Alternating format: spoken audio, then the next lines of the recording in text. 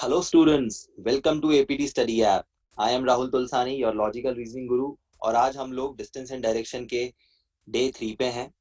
Day 1 day 2 में हम लोगों ने distance, shortest distance, basic direction, standard direction, subordinate direction ये सब कवर किया. इसके बाद हमने डे 2 पे बेसिकली एक डायरेक्शन निकालना सीखी दूसरे डायरेक्शन के रिस्पेक्ट में, और हमने उसके बेसिस पे कुछ क्वेश्चंस भी करे. सो आज जो हम लोग डे 3 पे हैं, हमारा मोटिव है कि आज हम शैडो का एक जो कंसेप्ट है उसको डिस्कस करेंगे. एग्जाम में चांसेस कम होते हैं इसके आने के, क्योंकि बेसिकली शैडो जो है वो बहुत छोटा सा पार्ट है, बट यदि एक आध क्वेश्चन एग्जाम में आ जाता है तो हम लोगों को कैसे भी करके उसे अटेम्प्ट करना है. तो shadow is the last concept of distance and directions. लेकिन कंसेप्ट ऑफ शैडो को स्टार्ट करने के पहले हम लोग लास्ट 2 क्लास में जो डिस्कस किया उससे रिलेटेड एक क्वेश्चन करेंगे, और देन उसके बाद हम लोग कंसेप्ट ऑफ शैडो पे आएंगे. Here is the question. From his house, a man went 10 kilometers to the west. Then he turned north and covered 5 kilometers. Then he turned east and covered 8 kilometers. Finally, turning to south, he covered 5 kilometers. In which direction is he from his house? तो हम लोग को यहाँ पे ध्यान रखना है कि हमसे लास्ट में क्वेश्चन में पूछा जा रहा है in which direction he is from his house. तो बेसिकली हम लोगों को टारगेट और ऑब्जेक्ट पॉइंट को यहाँ पे लोकेट करना होगा, और उसके बेसिस पे हम क्वेश्चन का आंसर निकालेंगे.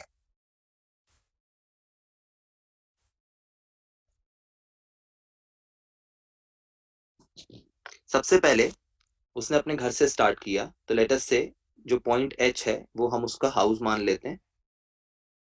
From his house a man went 10 kilometres to the west. To the west, तो वेस्ट माने this side, and he walk 10 kilometres. 10 kilometre चलने के बाद he turn north and covered 5 kilometres. He turn north and covered 5 kilometres. North माने ऊपर की तरफ, तो वो यहां मुड़ा और वो टोटल 5 किलोमीटर चला. Then he turn east and covered 8 kilometre. East माने right side, and he walk 8 kilometres. एक चीज का ध्यान रखना है, क्योंकि नीचे जो बेस पे आपको 10 दिख रहा है, हम उसके इक्विवेलेंट ये लाइन नहीं बनाएंगे, हमें उससे थोड़ा सा कम बनाना होगा, सो दैट वो एक लीनियर डिस्टेंस ना बने. Finally turning to south, he covered 5 kilometre. South माने नीचे की तरफ, and he walked 5 kilometres. It means ये उसका डिस्टेंस होगा 5 किलोमीटर. क्यों? क्योंकि ये और ये दोनों बराबर होंगे. Is that clear? अब ये वाला जो पॉइंट है इसको मैंने एच बोला, और इस वाले पॉइंट को मैंने ई बोला, because it is the ending point of this journey. Now the question is asking in which direction is he from his house. ठीक है, तो अगर हम इसका स्ट्रक्चर थोड़ा सा बड़ा बना लें, तो मुझे दिख रहा है कि एच यहां पे है और ई यहां पर है. दोनों लीनियर डिस्टेंस पे हैं, और इनका जो डिस्टेंस है वो कितना है? 2 किलोमीटर. क्योंकि ये पूरा जो डिस्टेंस है कॉर्नर टू एच ये 10 है, और यदि मैं इसकी बात करूं, ये जो ऊपर हमें 8 दिख रहा है ये इसके बराबर है, तो मैं बोल सकता हूं कि ई और एच का डिफरेंस जो है वो 2 किलोमीटर का. Is that clear? अब क्वेश्चन में बोल रहा है in which direction is he from his house. वो अपने घर से किस डायरेक्शन में है. तो ई इज बेसिकली टारगेट, क्योंकि ई के बारे में पूछ रहा है, उसके बारे में पूछ रहा है, तो एंड पॉइंट पे वो अभी खड़ा हुआ है. And H is object. तो जब हम लोग एच को ऑब्जेक्ट मानते हुए उस पर स्टैंडर्ड साइन ऑफ डायरेक्शन बनाते हैं, तो आई कंक्लूड कि जो ई है वो एच के रिस्पेक्ट में वेस्ट डायरेक्शन में आ रहा है, because this is north, this is south, and this is west. तो मैं ये बोल सकता हूं that E is in west of H. So the correct answer of this question is west direction. Journey के लास्ट में जो पर्सन है वो एच के रिस्पेक्ट में वेस्ट डायरेक्शन में स्टैंड करता है. So the correct answer of this question is west. Now I am moving to the important part of direction which is called concept of shadow. अब concept of shadow में हम लोग को सबसे पहले ये समझना है कि शैडो बनती कब है. क्वाइट ऑब्वियस है कि जब सन उगता है या ढलता है, या सूरज होने पे शैडो बनती है, मींस लाइट होने पे शैडो बनती है. बट एग्जाम में जो क्वेश्चन आएगा वो किसके बेसिस पे होगा, या तो वो सनराइज के बेसिस पे होगा या सनसेट के बेसिस पे होगा। तो सबसे पहले शैडो में हमें एक चीज का ध्यान रखना है कि यदि हमें सवाल में पहला पॉइंट सनसेट या सनराइज गिवन है, हमें यदि सनसेट या सनराइज गिवन है, उसी केस में हम शैडो के किसी सवाल का जवाब निकाल पाएंगे। Am I clear to you कि यदि क्वेश्चन में सनसेट या सनराइज नहीं दिया गया है तो उस केस में हम लोग शैडो के किसी भी क्वेश्चन का आंसर नहीं निकाल पाएंगे। तो प्लीज नोट दिस, आप इसको नोट कर लें। In the question of shadow, in the question of shadow, if sunset or sunrise is not given, if sunset or sunrise is not given, मतलब ना सनसेट दिया है ना तो सनराइज दिया है, if sunset or sunrise is not given, or we can say like situation of sun is not given or time is not given basically, then we cannot determine, then we cannot determine, then we cannot determine answer of shadows question। सवाल में अगर कहीं shadow का part है, आखिरी में वो कह रहा है कि शैडो कहाँ बन रही है, परंतु यदि उसने सनसेट या सनराइज क्वेश्चन में कहीं नहीं दिया है तो we can not determine the answer of shadows question. एक चीज तो ये हो गई। अब मैं दूसरे पॉइंट पे आ रहा हूं। जब सनसेट दिया होता है या सनराइज दिया होता है तो बेसिकली शैडो बनती कहाँ है। अब हम सबसे पहले हम लोग ध्यान करते हैं कि सनराइज माने ईस्ट और सनसेट माने वेस्ट। तो यदि हम बात करें सनराइज की, तो सनराइज जब होता है तो कहां से होता है, ईस्ट से होता है।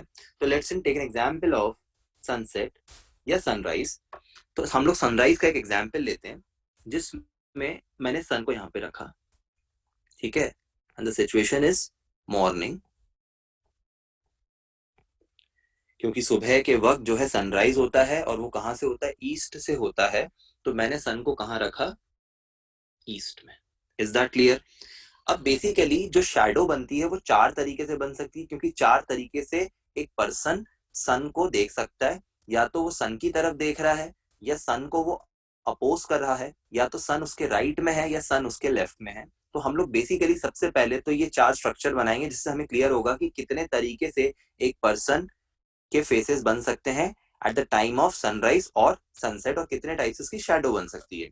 तो मेरा सबसे पहला पार्ट है कि एक पर्सन है, इज दैट क्लियर, जो अभी सामने की तरफ देख रहा है। तो मैं ये बोल सकता हूं कि सन इसके लेफ्ट में है, सन इसके लेफ्ट में है। Is that clear. सेकेंड पे आता हूं,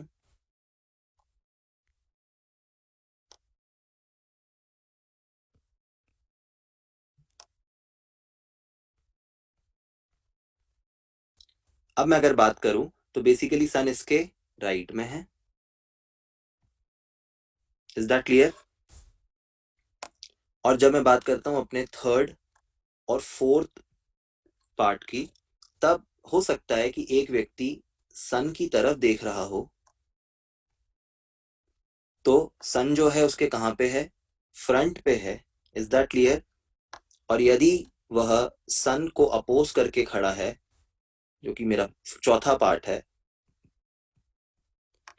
तो इसका मतलब है कि सन उसके बैक साइड पे है। तो देर आर फोर सिचुएशन कि इधर पर्सन अगर नॉर्थ की तरफ फेस करके खड़ा है ना, और वो अगर मेरी तरफ देख रहा है, सामने की तरफ देख रहा है, तो वो सन के लेफ्ट में तो है और सन उसके लेफ्ट में है। ऐसे ही सेकेंड केस में कोई पर्सन अगर साउथ को फेस करके खड़ा है तो सन उसके राइट में है। Is that clear. सन को कोई फेस करके खड़ा है तो सन उसके फ्रंट में है, और अगर सन को कोई अपोज करके खड़ा है तो सन उसके बैक में है। तो बेसिकली एक चीज का ध्यान रखेंगे, अब जब मैं फर्स्ट और सेकेंड कंडीशन को देखता हूं, तो यदि पर्सन के लेफ्ट में सन है तो उसकी शैडो कहाँ बनेगी? ऑब्वियसली उसके राइट में। Is that clear? और यदि पर्सन के राइट में सन है तो शैडो कहाँ बनेगी? उसके लेफ्ट में। लेकिन यदि पर्सन सन के सामने फ्रंट पे या सन के अपोजिट साइड में खड़ा है तो शैडो कहाँ बनेगी? ईदर फ्रंट पे और बैक पे। शैडो कहाँ बनेगी? या तो फ्रंट पे या तो बैक पे। इट मीन्स कि क्वेश्चन में जब भी शैडो का क्वेश्चन आता है तब शैडो या तो लेफ्ट पे बनती है या राइट पे बनती है। Is that clear?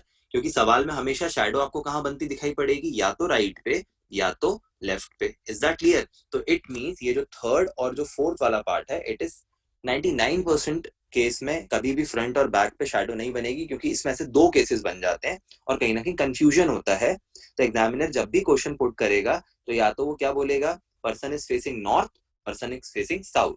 या तो वो बोलेगा कि शैडो जो है या तो लेफ्ट पे बन रही है या राइट पे बन रही है। Is that clear to all of you? तो आपको इस चीज का ध्यान रखना है कि जब भी शैडो पर्सन के लेफ्ट या राइट पे बनती दिखाई पड़ेगी तो इसका मतलब है उसका फेस या तो नॉर्थ में है या साउथ में है, या तो नॉर्थ में है या तो साउथ में है। Is that clear to all of you?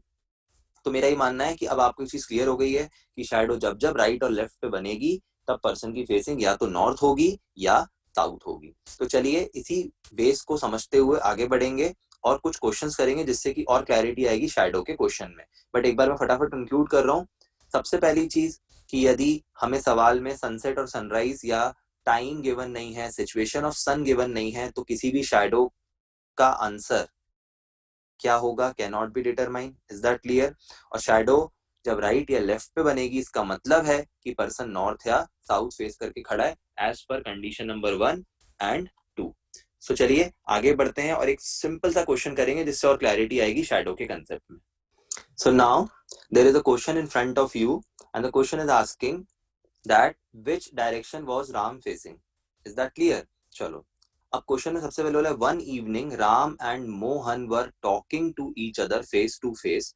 एक शाम के वक्त मोहन और राम एक दूसरे की तरफ देख के बात कर रहे थे। If shadow of Mohan was exactly to the right of Mohan, if shadow of Mohan was exactly to the right of Mohan, then which direction was Ram is facing. सबसे पहले अगर मैं बात करूं इवनिंग की, तो इवनिंग माने सन कहाँ होना चाहिए बच्चे? सन होना चाहिए मेरा वेस्ट साइड पे, because it's a case of evening. तो मेरा सन यहां होना चाहिए। अब दो लोग हैं, आमने सामने खड़े होकर बात कर रहे हैं, और जैसे कि मैंने आपको बताया था कि वो कह रहे हैं if shadow of Mohan was exactly to the right of Mohan, यदि मोहन की शैडो मोहन के राइट पे बनती दिखाई पड़ी, if shadow of Mohan was exactly to the right of Mohan, तो बताइए कि राम किस तरफ फेस करके खड़े हैं। अभी हमने पढ़ा था कि जब जब शैडो राइट या लेफ्ट पे बनती दिखाई पड़ेगी इसका मतलब है व्यक्ति की फेसिंग या तो नॉर्थ है या तो साउथ है। इसमें कोई दिक्कत नहीं है। इसका मतलब है हमारे पास दो केसेस हैं कि वो एक दूसरे के सामने आमने सामने खड़े होकर बात करें। तो हम कैसे बना सकते हैं? लेट्स से कि मैंने यहाँ पे एक कंडीशन ये बनाई, लेट्स से कि Ram is coming from south and Mohan is coming from north. तो राम जो है साउथ की तरफ जा रहा है और मोहन जो है वो नॉर्थ की तरफ जा रहा है। एक कंडीशन ये होगी। दूसरी कंडीशन, राम जो है वो नॉर्थ की तरफ बढ़ रहा है और मोहन जो है वो साउथ की तरफ बढ़ रहा है। तो जब दो लोग आमने सामने खड़े होकर बात कर रहे हैं, व्हाट डज इट मीन कि ये दो कंडीशंस बन सकती है, क्योंकि जैसे कि मैंने आपको बताया कि वो सन को फ्रंट या बैक करके नहीं खड़े हैं, नहीं तो फिर शैडो राइट पे नहीं बनती। अब ध्यान दो, if shadow of Mohan was exactly to the right of Mohan, दोनों केसेस में हम मोहन की शैडो पहले तो बना लेते हैं। तो जब मैंने मोहन की फर्स्ट कंडीशन में शैडो बनाई तो यहाँ पे मोहन की शैडो बनी, और दूसरी कंडीशन में जब मैंने मोहन की शैडो बनाई तो यहाँ पे बनी। अब आपका सवाल ये होगा कि सर आपको कैसे पता कि शैडो यहाँ बन रही है? क्वाइट ऑब्वियस है कि जो सन की रेज है वो कुछ ऐसी आ रही है। सन की रेज जो है राम और मोहन पे कोई ऐसी पड़ रही है तो ऑब्वियसली अपोजिट साइड पे शैडो बनेगी। क्वाइट ऑब्वियस है कि मोहन अगर यहाँ पे खड़े हुए हैं तो मोहन की शैडो यहाँ कहीं पे बनती दिखाई पड़ेगी, और मोहन की शैडो सेकंड केस में यहाँ कहीं पे बनती दिखाई पड़ेगी। राम की शैडो मैंने इसलिए नहीं बनाई क्योंकि सवाल में हमें राम की शैडो से कुछ निकलने नहीं वाला। अब बस सिंपली ये बोला है कि मोहन की शैडो उनके राइट पे बनती दिखाई पड़ी, तो क्वाइट ऑब्वियस कि फर्स्ट कंडीशन में ये हो गया मोहन का लेफ्ट और ये हो गया मोहन का right. But in second condition ये है मोहन का लेफ्ट और ये है मोहन का राइट।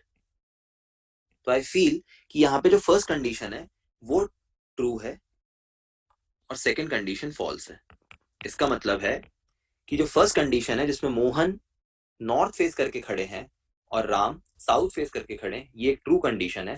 तो मैं यहाँ पे बोल सकता हूं कि राम की फेसिंग जो है वो कैसी है, साउथ है, क्योंकि मोहन की शैडो अगर राइट पे बनती दिखाई पड़ रही है तो राम की फेसिंग कहां होगी, साउथ में होगी। सो the correct answer of this question is south, क्योंकि सवाल में क्लियरली मेंशन है कि यदि मोहन की शैडो उनके राइट पे बनती दिखाई पड़ी है तो राम की फेसिंग साउथ होगी। सो मैं क्लियर टू यू। तो सिंपल है, दो कंडीशन बनानी होती है, एक ट्रू होती है एक फॉल्स होती है। शैडो बनाते वक्त ध्यान रखें कि सन जहां पे बोला है वहां पे आपने बनाया है कि नहीं बनाया है। और रही बात शैडो की, तो shadow is always form on the opposite side of sun. ठीक है, सन कहाँ पे है, अभी वेस्ट में है, तो परछाइयां सारी कहाँ बनेगी, ईस्ट की तरफ बनेगी। और अगर मॉर्निंग का समय होता तो परछाइयां कहाँ बनती, सारी वेस्ट पे बनती। तो बस इतना ध्यान रखना है कि सन की जहां से रेज आती हैं वो अपोजिट डायरेक्शन पे शैडो फॉर्म करती है। तो आई फील कि तुमको ये क्वेश्चन क्लियर होगा। एक कुछ ऐसा ही मिलता जुलता क्वेश्चन हम लोग अगला करेंगे, लेकिन उसमें आप लोग थोड़ा सा ध्यान रखेंगे क्योंकि जरूरी नहीं है। इस बार इन लोगों ने क्या किया कि मोहन की शैडो ही बता दी कि मोहन के राइट पे बनती दिखाई पड़ी। हो सकता था कि वो कहते मोहन की शैडो राम के लेफ्ट पे बनती दिखाई पड़ी, तो इस टाइप का भी क्वेश्चन फॉर्म किया जा सकता है। तो अगले सवाल पे आते हैं और देखते हैं कि किस तरीके से सवाल पूछा गया है। So now moving to the next question. इस सवाल में बोल रहा है at sunrise Rohit and Mohit are having a conversation standing in front of each other. एक सुबह के वक्त रोहित और मोहित आमने सामने खड़े होकर बात कर रहे थे। ठीक है, और क्वेश्चन में बोला जा रहा है the shadow of Mohit is form towards right hand of Rohit. जैसा मैंने अभी बात करी आप लोगों से कि कभी कभार शैडो तो बता दी जाती है किसी पर्सन की बन रही है, लेकिन वो किसी और के रिस्पेक्ट पे बनाई जाती है, बताई जाती है। तो आप लोगों को बताना है what direction is Mohit facing. So let's understand कि सबसे पहले तो क्योंकि सनराइज बोल रहा है तो मतलब सनराइज यानी मॉर्निंग का टाइम है। Is that clear? और मॉर्निंग के टाइम पे हमारा सूरज कहाँ रहता है भाई, ईस्ट में रहता है। तो ये सनराइज के टाइम पे मैंने सन यहाँ बना दिया। Is that clear? अब जैसे कि मैंने बताया कि जब भी परछाई राइट या लेफ्ट पे बनती है तो दो लोग आमने सामने खड़े होके बात करते हैं। तो चलिए पहले रोहित और मोहित को हम आमने सामने खड़े होके बात करवाते हैं और फिर देखते हैं किसकी परछाई किसके हाथ पे बन रही है। तो मैंने यहाँ पे दो केसेस लिए। पहला केस जिसमें रोहित नॉर्थ की तरफ देख रहे हैं और मोहित साउथ की तरफ देख रहे हैं। सेकेंड कंडीशन में मोहित नॉर्थ की तरफ देख रहे हैं और रोहित साउथ की तरफ देख रहे हैं। Is that clear? दो कंडीशन समझ लो अच्छे से। पहली कंडीशन में मैंने रोहित और मोहित को आमने सामने जरूर खड़ा किया, लेकिन Rohit is facing north and Mohit is facing south. Second condition में Mohit is facing north and Ram is facing south. Shadow अब हम लोग बाद में बनाएंगे। Let's understand which one is the left part and which one is the right part. ध्यान देंगे, ये वाला जो पार्ट है ये रोहित का लेफ्ट है और ये रोहित का राइट है। Is that clear? अगर ये वाला पार्ट रोहित का लेफ्ट है और ये राइट है तो मोहित का जस्ट अपोजिट होना चाहिए because they are facing opposite to each other. तो मैं मानता हूं कि जो ये वाला पार्ट है मोहित का, ये है राइट और ये है लेफ्ट। सेम चीज सेकेंड कंडीशन में होगी, बस नाम की अदला बदली हो गई। तो मोहित का लेफ्ट जो है वो ये है और राइट ये है। सेम केस, रोहित का सेकंड कंडीशन में ये हो जाएगा लेफ्ट और ये हो जाएगा right. Is that clear to all of you? चलो, अब क्वेश्चन में बोला है the shadow of Mohit, shadow of Mohit is form towards the right hand of Rohit. तो पहले तो एक काम करिए, दोनों कंडीशन में हम मोहित की शैडो बना लेते हैं। तो जब बात आती है शैडो बनाने की, तो मैंने यहाँ पे मोहित की शैडो बना दी पहली वाली कंडीशन में उसके राइट पे, और दूसरी वाली कंडीशन पे मोहित के लेफ्ट पे। अब हमें ये चेक करना है कि मोहित की शैडो कब रोहित के राइट पे बनती दिखाई पड़ी। ठीक है, तो जब मैं फर्स्ट कंडीशन को देख रहा हूं, तो पहली कंडीशन में मोहित की शैडो उनके राइट पे बन रही है, परंतु रोहित के लेफ्ट पे बन रही है। इसका मतलब ये कंडीशन हो गई फॉल्स। सेकेंड कंडीशन में मोहित की शैडो, आप ध्यान दें मैं शेड करता हुआ चल रहा हूं, मोहित की शैडो रोहित के कहां बन रही है? राइट पे बन रही है। It means this is a true condition. इसका मतलब है कि सेकंड कंडीशन जो है ट्रू है, Mohit is facing north and Rohit is facing south. So according to the question the correct answer is north, because they are asking what direction is Mohit facing. It means Mohit is facing north. So the correct answer of this question is north. So I hope कि तुम लोगों को ये जो आमने सामने वाला सवाल होता है जिसमें शैडो पूछी जाती है, इसमें अब किसी प्रकार की डिफिकल्टी नहीं जाएगी। एक चीज तो ये हो गई, और दूसरी चीज कि जब वहां पे सन की सिचुएशन गिवन नहीं होगी तो we can not determine the correct answer of the question. तो चलिए, इतना आई फील कि तुम लोग को क्लियर होगा। अब थोड़ा सा डिफरेंट टाइप का पैटर्न करेंगे शैडो का, और बड़ा मजा आने वाला है अगले पैटर्न में। So now we are on the next question, और इस क्वेश्चन में खास बात यह है कि मैं आपको एक शॉर्टकट बताऊंगा टेबल के माध्यम से, बट पहले एक क्वेश्चन हम लोग समझ लें कि सवाल में बोल रहा है इन एन इवनिंग, एक शाम के वक्त, अ man travels 30 kilometre, a man travels 30 kilometre straight, then he turns left and travels 25 kilometer, he again turns right and travels 20 kilometer. If currently his shadow formed on his left, if currently his shadow formed on his left, then find in which direction he started moving. तो बताइए कि उसने किस direction में चलना start किया था। एक चीज तो ये हो गई। अब मेरा ये मानना है कि जब शुरुआत में हम लोगों को ये नहीं पता होता है कि उसने किस दिशा में चलना चालू किया था, तो हमें ऑब्वियसली निकालना भी ये है, तो वो क्यों ये चीज गिवन करेगा। लेकिन आखिरी में वो ये बता रहा है कि शैडो उसके लेफ्ट या उसके राइट पे बन रही है। तो इसको समझने के लिए एक चीज का हमको ध्यान रखना है कि अगर सवाल में सिचुएशन ऑफ सन गिवन है, और यदि आखिरी में बताया जा रहा है कि परछाई लेफ्ट पे बनेगी या राइट पे बनेगी, तो हमारे सवाल का जवाब आ जाएगा, बशर्ते हमें सवाल को ध्यान से पढ़ना है। तो तीन चीजें सवाल में हमको ध्यान रखनी है। सबसे पहली चीज तो shadow,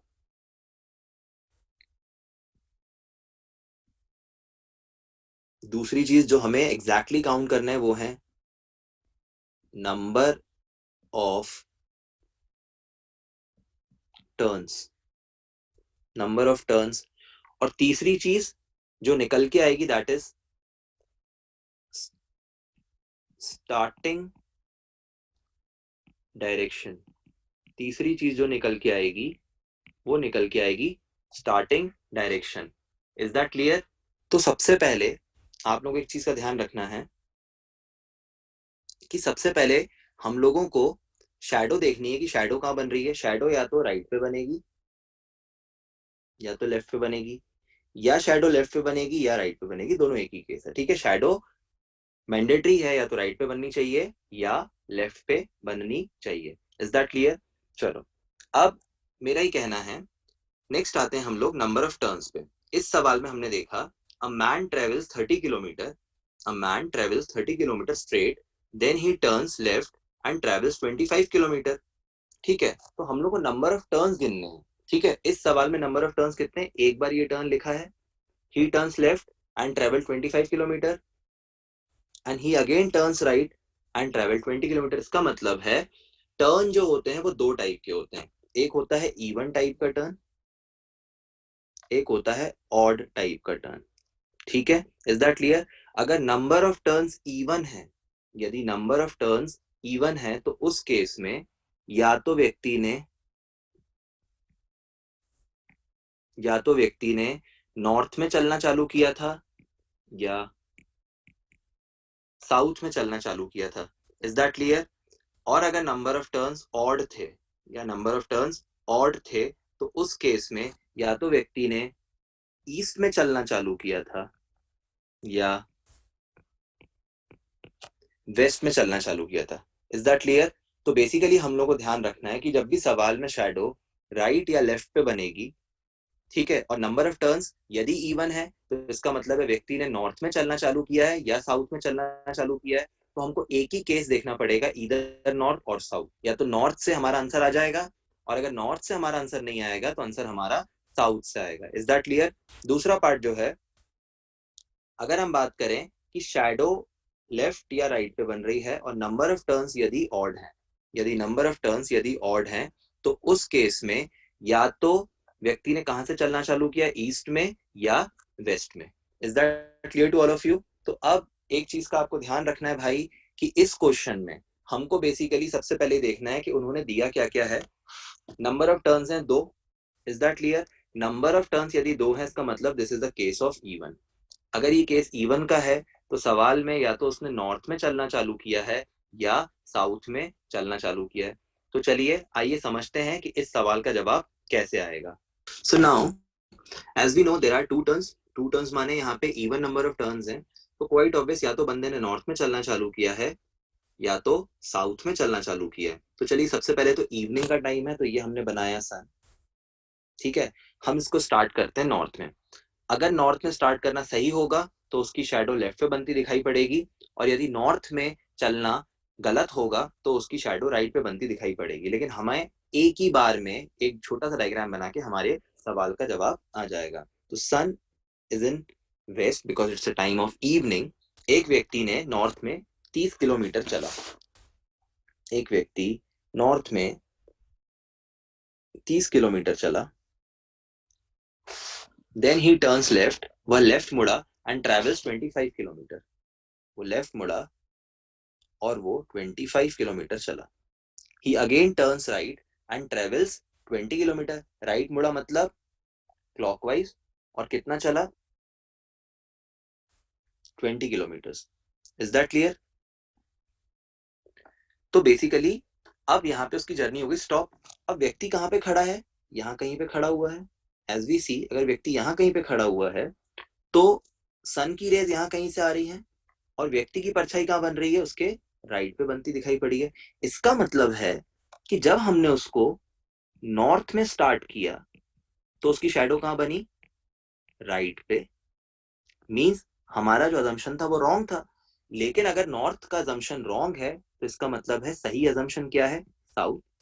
what does it mean कि जब हमने साउथ में चलना चालू करेंगे तो उसकी शैडो कहाँ बनेगी, लेफ्ट में। तो ये एक छोटा सा असाइनमेंट है तुम लोगों को कि मैंने तुम्हें नॉर्थ में बना के दिखाया और ये चीज प्रूव भी करी कि अगर नॉर्थ गलत है तो उसकी परछाई राइट पे बनेगी। इसका मतलब है कि हमने उसको गलत जगह चलाया। लेकिन अगर नॉर्थ गलत है तो इसका मतलब सही क्या है, साउथ।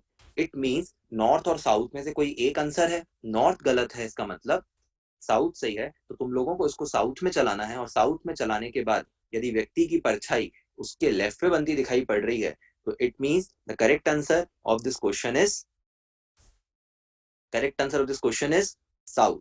मीन्स उस व्यक्ति ने शाम के समय जो 30 किलोमीटर स्ट्रेट चला था वो किस दिशा में चला था, साउथ की दिशा में चला था। तो I feel this is clear to you. Moving to the next question of the distance and directions. So now moving to the next question. This question is not belonging to part of shadow, but again इसमें ये पूछ रहा है कि उसने किस दिशा में चलना स्टार्ट किया था। तो हम लोगों ने डे 2 पे ये वाला क्वेश्चन कवर किया था। एक रिवीजन पॉइंट ऑफ व्यू से ही समझें, लेकिन ये काफी इंपॉर्टेंट क्वेश्चन है। और जैसे कि मैंने इसका तुम लोगों को एक शॉर्टकट भी बताया था, एक कन्वेंशनल मेथड भी बताया था। तो आइए एक बार और इसी प्रकार का क्वेश्चन करते हैं और थोड़ा सा बूस्ट करेंगे अपने आप को, क्योंकि देखिए वेराइटी ज्यादा नहीं है लेकिन प्रैक्टिस बहुत मांगता है डिस्टेंस एंड डायरेक्शन। तो प्रैक्टिस के बेसिस पे ही हम लोग और टिपिकल क्वेश्चंस भी कर पाएंगे। तो पहले बोला गया है after walking 10 kilometre he turn right and covered a distance of 4 kilometre, then turned left and covered a distance of 20 kilometers. In the end, he was moving towards south. From which direction did he start the journey? Is that clear? तो अब यहाँ पे ध्यान दें कि सबसे पहले, जैसे कि मैंने आपको लास्ट क्लास में बताया था कि एक पॉइंट हम लोग मान लेते हैं कि there is a point which is called S, starting point, ठीक है। और हम लोग व्यक्ति को नॉर्थ, साउथ, ईस्ट, वेस्ट कहीं भी चला सकते हैं, because I am right handed person. तो सबसे पहले मैं व्यक्ति को ईस्ट में चलाना पसंद करता हूँ, क्योंकि एक स्ट्रेट लाइन बनाना मेरे लिए आसान होती है ईस्ट डायरेक्शन में। तो मैंने मान लिया कि उसने ईस्ट में चालू किया था। He turn right and cover a distance of 4 kilometre. वह राइट मुड़ा और उसने 4 किलोमीटर का डिस्टेंस कवर किया। Then turn left and cover a distance of 20 kilometre. फिर वह लेफ्ट मुड़ा, लेफ्ट माने एंटी क्लॉकवाइज, और वो कितना चला? 20 किलोमीटर। Is that clear? अब आखिरी में बोला है in the end, in the and he was moving towards south, he was moving towards south. अब एक देखो बहुत सिंपल है, मैं अजम्पशन यहाँ पे स्टैंडर्ड साइन ऑफ डायरेक्शन का ना मानते हुए, जैसे कि मैंने आपको लास्ट क्लास में बताया था कि हम लोगों के पास दो चीजें होती हैं, एक स्टार्ट डायरेक्शन और एक एंड डायरेक्शन। जो हमने स्टार्टिंग डायरेक्शन लिया वो क्या था? ईस्ट। तो जब हमने उसको ईस्ट में चलाया तो मतलब हमने उसको आखिरी में कहाँ पाया? ईस्ट में पाया। इसमें कोई दिक्कत नहीं, मतलब ये जर्नी ईस्ट पे स्टार्ट करने पे वह अपने आप को आखिरी में ईस्ट में पा रहा है। और एक्चुअली क्वेश्चन में वो कह रहे हैं कि आखिरी में जो उनकी डायरेक्शन थी वो क्या थी? साउथ थी। Is that clear? अब एक चीज का आप लोगों को ध्यान रखना है कि साउथ डायरेक्शन में उन्होंने अपनी जर्नी खत्म करी। तो स्टार्ट कहां से करी होगी? साउथ से। रीजन? क्योंकि ईस्ट पे स्टार्ट करने पे वह ईस्ट में अपने आप को पा रहे हैं, तो क्वाइट ऑब्वियस है साउथ से स्टार्ट करने पे वो अपने आप को साउथ में पाएंगे। तो बहुत सिंपल है कि जब हम लोग उस व्यक्ति को साउथ में चलाना स्टार्ट करेंगे तो आई एम वेरी श्योर कि उसकी लास्ट डायरेक्शन क्या होगी? साउथ होगी। A very simple question. तो यहाँ पे बिल्कुल परेशान होने की जरूरत नहीं है। मैं यहाँ पे तुम लोगों को थोड़ा कन्वेंशनल मेथड से भी बता देता हूँ। कुछ देर के लिए मान लो कि जो ये वाली डायरेक्शन है ये है साउथ। Is that clear? तो ये वाली हो गई नॉर्थ और ये वाली हो गई वेस्ट और ये हो गई ईस्ट। कैसे निकाला? कि हमेशा नॉर्थ के राइट साइड पे, नॉर्थ के क्लॉकवाइज में ईस्ट होता है। अब यही स्टैंडर्ड साइन ऑफ डायरेक्शन जो है उठा के कहाँ रख दो? स्टार्टिंग पॉइंट पे रख दो। तो जब स्टार्टिंग पॉइंट पे हमने ये पार्ट रखा तो it is behaving like this, कि ये हो गया नॉर्थ, ये हो गया साउथ, ये हो गया ईस्ट और ये हो गया वेस्ट। इट मींस हमारा फाइनल आंसर क्या होना चाहिए? साउथ। मतलब साउथ पे चलाने पे व्यक्ति को हमने कहाँ पाया? साउथ पे पाया। So this is the final answer of this question, कि उसने अपने आप को साउथ में चलाना चालू किया था और आखिरी में भी वो अपने आप को साउथ में पा रहा है। तो the correct answer of this question is south direction.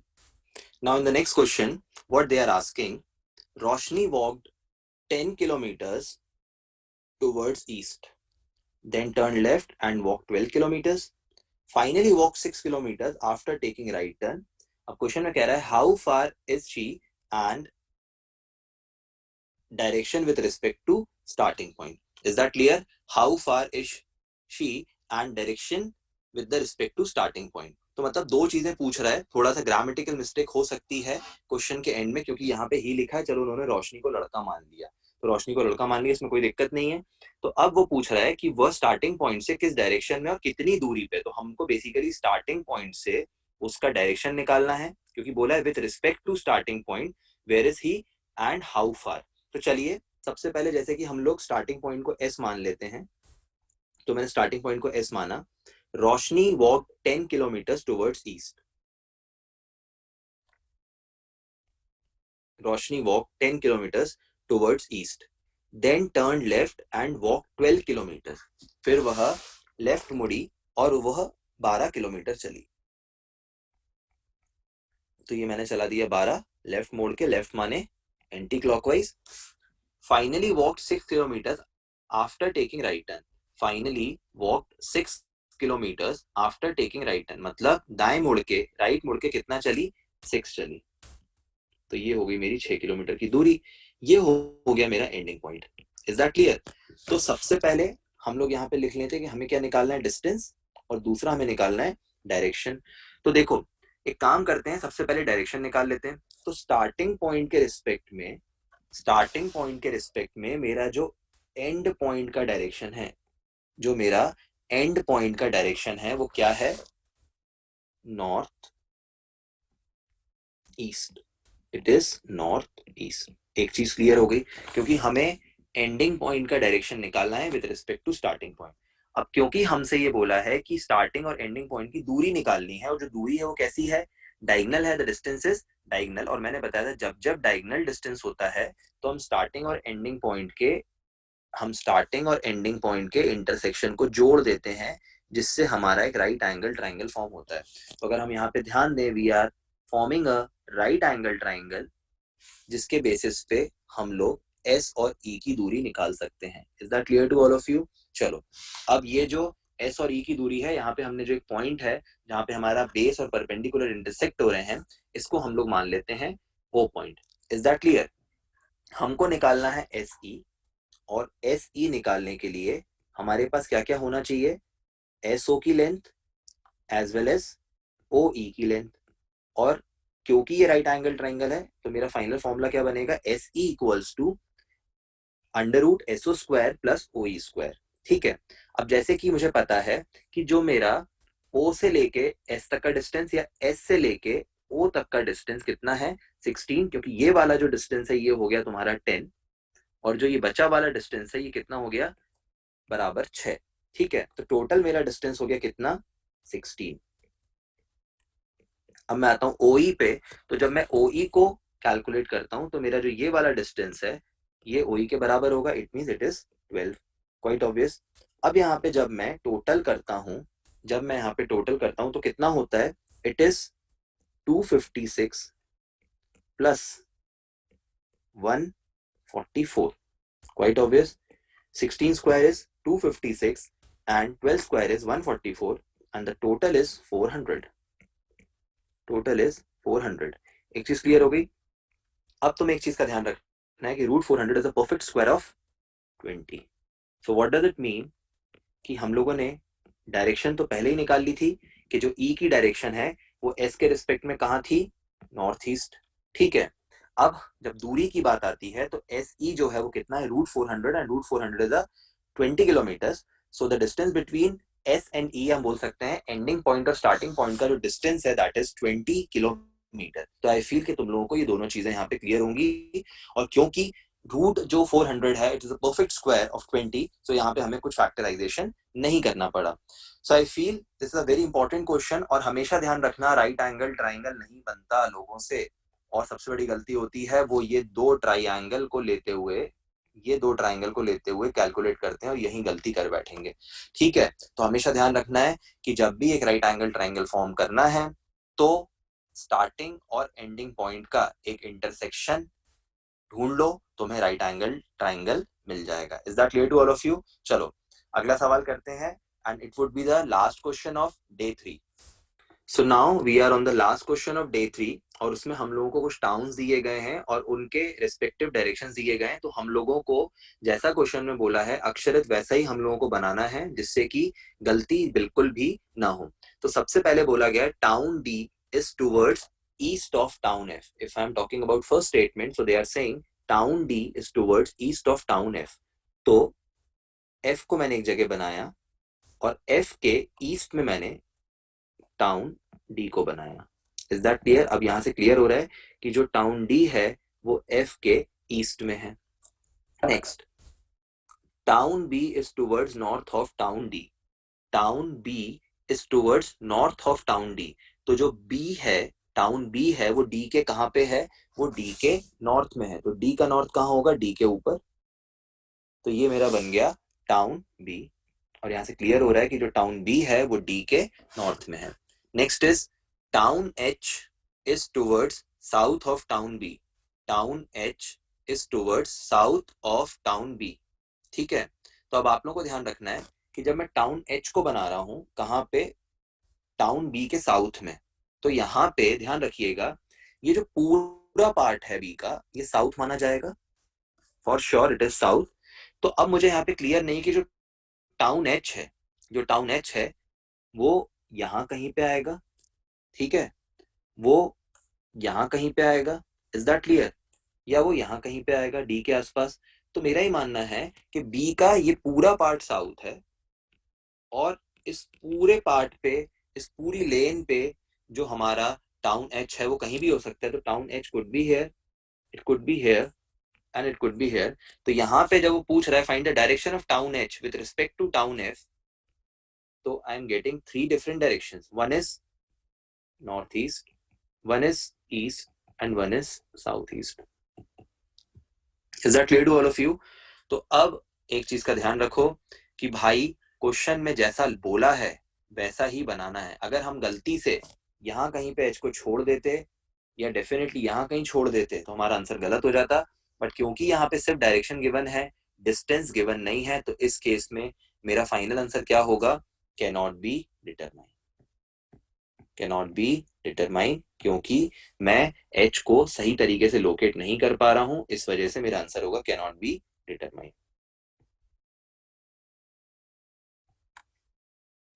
Is that clear to all of you? So this is for the day and यहाँ पे हमारे कंसेप्ट सारे खत्म होते हैं डिस्टेंस एंड डायरेक्शंस के, but before examination you will also get practice session of distance and direction, जहाँ पे मैं मिनिमम 15 क्वेश्चन सॉल्व करवाऊंगा बैक टू बैक, या तो वो 2 पार्ट में होंगे, 1 पार्ट में होंगे, but yes distance and directions यहाँ पे हमारा खत्म होता है। जितने कंसेप्ट मैंने पढ़ाए हैं उन कंसेप्ट को अच्छे से समझ के यदि आप लोग मॉड्यूल और स्कैनर के क्वेश्चन लगा लेते हैं तो 4 आउट ऑफ 4 आपके कहीं नहीं जाएंगे डायरेक्शन में। तो I hope this session is clear to you. So APT Educating India. Thank you so much.